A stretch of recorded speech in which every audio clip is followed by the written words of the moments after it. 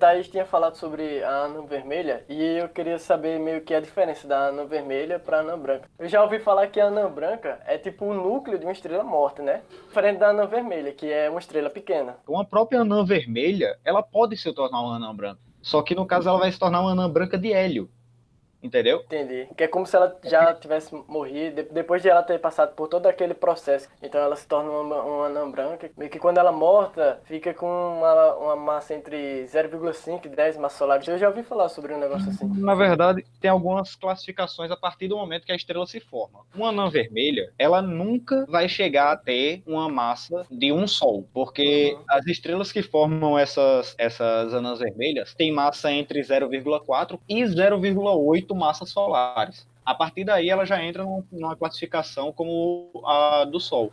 Que aí eu separei aqui 4 grupos. Estrelas de pouca massa, que elas são até 0,8 massas solares. Essas estrelas, quanto menor ela é, mais tempo ela vive. Isso. Se você parar para pensar, se uma estrela ela é pequena, não precisa de tanta queima no seu centro, né, no seu núcleo, para poder vencer sua gravidade. Ela não tem tanta gravidade assim.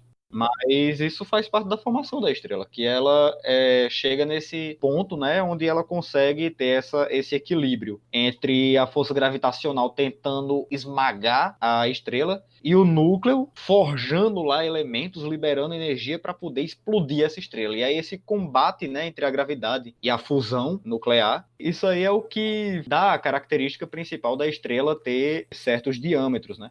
Porque É. se não houvesse esse combate, vamos dizer assim, entre a explosão interna querendo expandir ela e a gravidade trazendo a parte externa dela para dentro, nós não teríamos as estrelas. Tem uma anã vermelha bem próxima da gente, né? Que é a estrela mais próxima da gente, que é a próxima Centauri. Ela é uma anã vermelha. A próxima Centauri é uma anã vermelha? Ela é uma anã vermelha, viu? Dá uma pesquisada aqui. Queria saber a diferença de uma anã branca para uma estrela de nêutrons. Porque eu sei que a estrela de nêutrons é menor que a anã branca, mas que a massa dela é tão grande, cara, é superior à de supergigantes vermelhas. Eu ouvi falar sobre isso, sabe? Sim. Ela não necessariamente precisa ser menor do que uma anã branca. Sei, entendi. Realmente a diferença de massa entre elas é enorme, principalmente por causa da densidade desses seres, né? Porque se você parar para reparar, uma anã branca vai ser o resultante, né, final do nosso Sol, ele nada mais é do que um diamante. Simplesmente carbono puro que restou do final de toda aquela fusão, entendeu? A estrela não teve poder suficiente para queimar o carbono. Se torna apenas uma esfera de carbono, uma esfera de um imenso diamante, sei lá, de bilhões, trilhões de quilates, que vai estar lá no céu. Só que a densidade dele pode ser realmente grande. Uma estrela de nêutrons é simplesmente matéria. Você não tem um espaço entre um átomo e outro. Você não tem junção de átomos. Você É, a pressão interna é bem maior, né?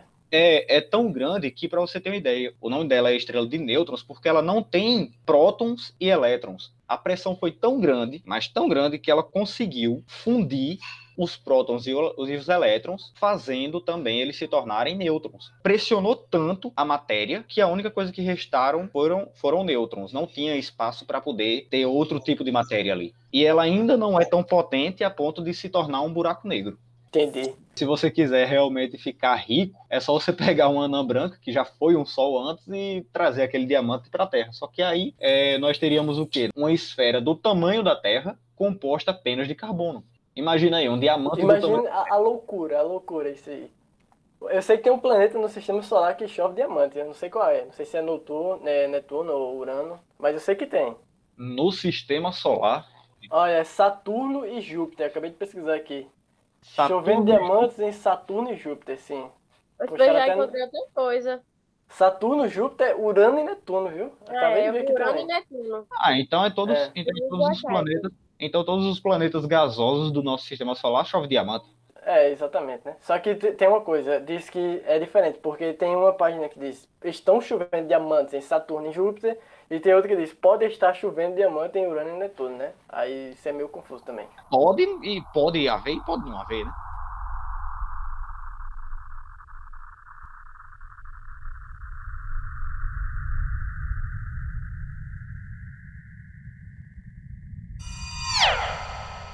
para haver uma anã branca, tá? Um diamante do tamanho da Terra, como eu tinha comentado antes, era necessário que esse Sol que tinha gerado ele antes tivesse cerca de 8 massas solares. Que isso aí foi descoberto por um indiano, um físico indiano, um cara que em 1930, aos 19 anos, descobriu que a massa máxima de uma anã branca vai ser de 1,4 massas solares. A massa máxima que uma anã branca pode ter, o maior diamante que pode ter desses, vai ser de 1,4 massas solares. Acima disso, ela já não se forma mais uma anã branca, ela já vai se formar uma estrela de nêutrons, certo? Porque aí a gravidade dela mesmo vai ser realmente muito grande. E para chegar a um resultado desse de 1,4 massas solares, vai ter que ter havido antes, naquele lugar, uma estrela de 8 massas solares. Então o que acontece? Uma estrela de massa de 8 vezes a massa do nosso Sol tem que morrer, escapar cerca de 6,6 vezes massas solares, né? 6,6 massas solares para o espaço, formando aí o que você tinha comentado antes como uma nebulosa planetária, não é? Para formar um diamantezinho de 1,4 massas solares. E esse diamante de 1,4 massas solares, adivinha o tamanho que ele vai ter? Tamanho da nossa Terra. Para você ter uma ideia, o nosso Sol, dentro dele, se nós fôssemos colocar, encher ele com planetas Terra, iriam caber cerca de 1.000 planetas Terras lá dentro, se eu não me engano. Você precisa de um Sol de 8 vezes o nosso Sol para formar um diamante do tamanho de uma Terra nossa. Isso é impressionante. Agora imagina a gravidade desse negócio. Porque a gravidade de um corpo está diretamente ligada a quanto ele tem de massa, né? A massa desse corpo. Então, você vai ter um corpo do tamanho da nossa Terra, mas com a massa imensa. A gravidade, a densidade desse corpo é tão grande que ele, do tamanho da nossa Terra, ele consegue ter uma gravidade maior do que a gravidade do nosso Sol. Só tenta visualizar isso. Como é que seria para a gente buscar esse diamante, hein, Thaís? Para ficar rico? Não consigo nem visualizar, sinceramente. Acho que é Vou simplesmente, preferindo ficar pobre mesmo. simplesmente uma insanidade, né?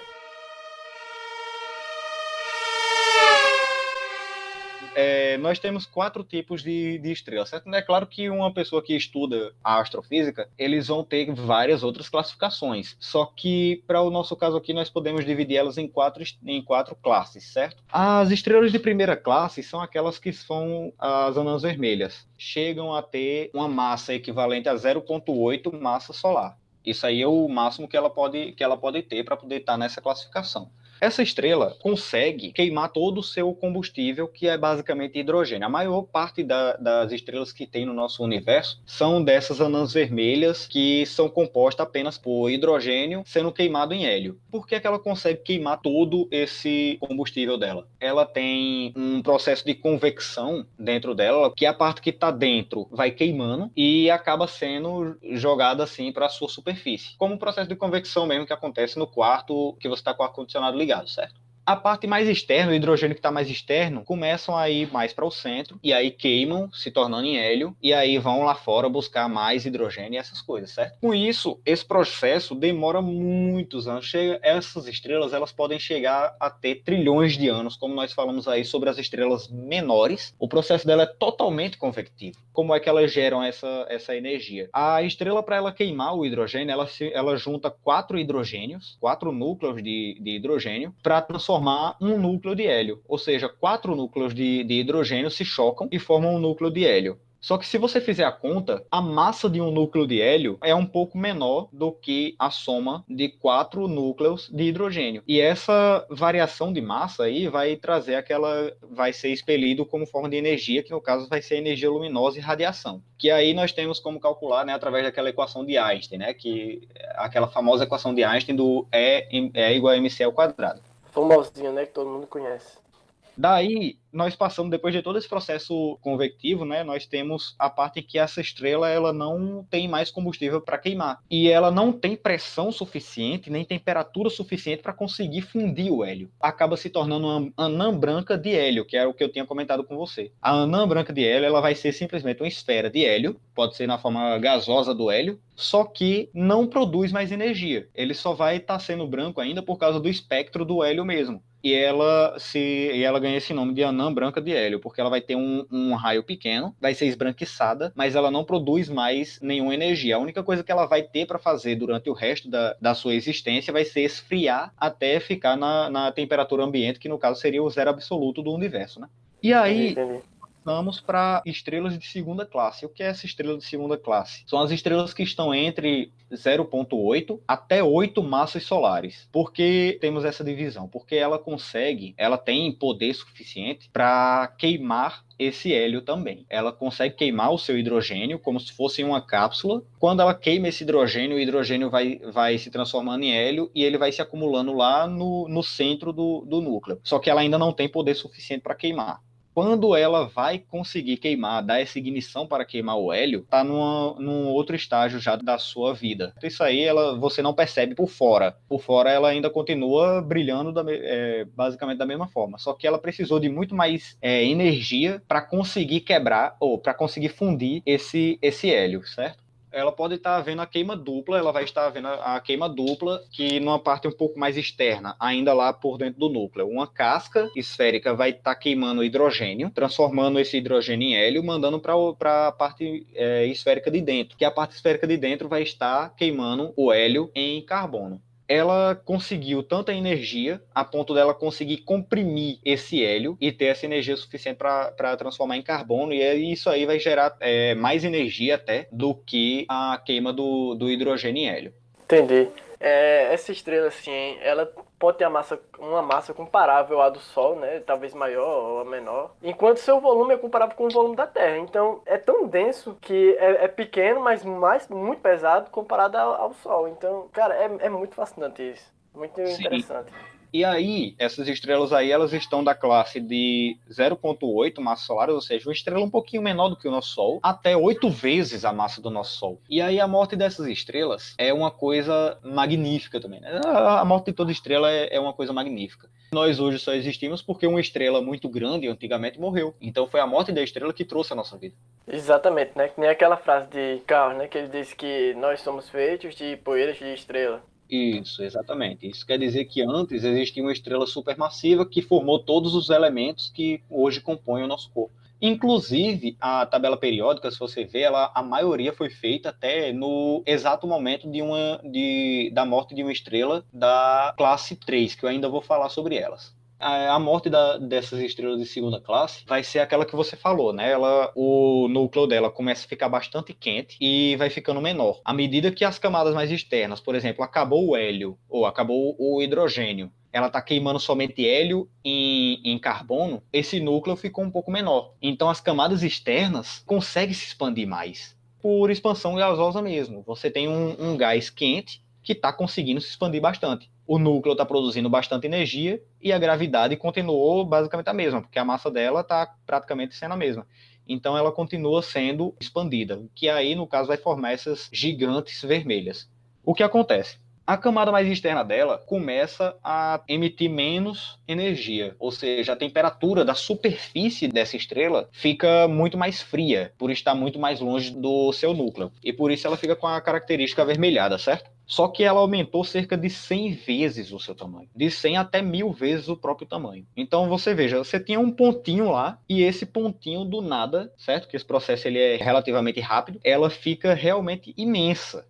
Isso realmente é insanidade e muito fantástico. Isso. E aí ela vai, em alguns cantos que eu estudei, ele falou que ela explode, ou seja, ela, depois desse estágio, dá um boom e ela espalha essa matéria para o espaço. É fácil de se visualizar isso. Só que em outros cantos eu vi também que era como se essa parte ela simplesmente se desfizesse. Entendeu? Ficou um pouquinho confuso isso aí para mim, se ela explode, se ela implode e depois explode de novo, ou se simplesmente essa parte se dispersa fazendo aquela nebulosa planetária, né?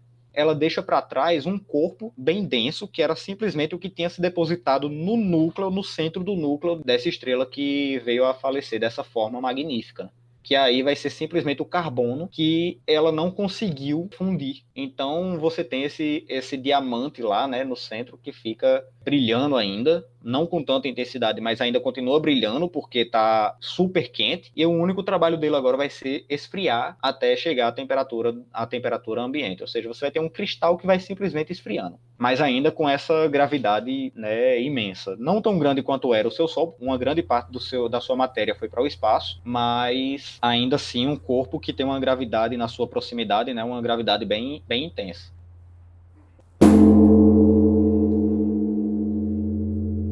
ensaiando com a física.